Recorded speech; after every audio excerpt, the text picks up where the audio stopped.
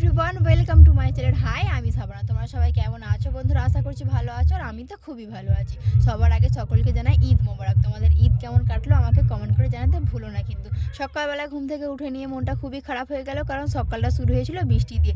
সারা মাস ধরে রোজা করে সারা দিন ধরে শপিং করে নিয়ে আর যদি দেখি ঈদের সময় বৃষ্টি হচ্ছে, মনটা তো একদমই খারাপ হয়ে যায়। কিন্তু এটা শুনেছি যে আল্লাহ পাক যখন ভীষণ খুশি হন তখনই বৃষ্টি দেন, কিন্তু এটা শুনেও খারাপ লাগছে যে এত বৃষ্টি হচ্ছে।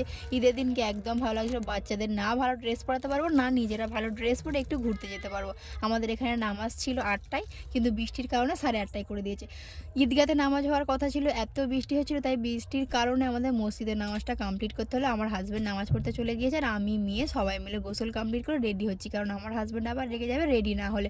তাই মেয়ে আর আমি রেডি হচ্ছিলাম। দেখো, এই ড্রেসটা আমার হাজব্যান্ড দিয়েছে, তাই গোসল কমপ্লিট করে নিয়ে আগে ড্রেসটা পরে নিয়েছি, আর চুড়িগুলো পরেছি।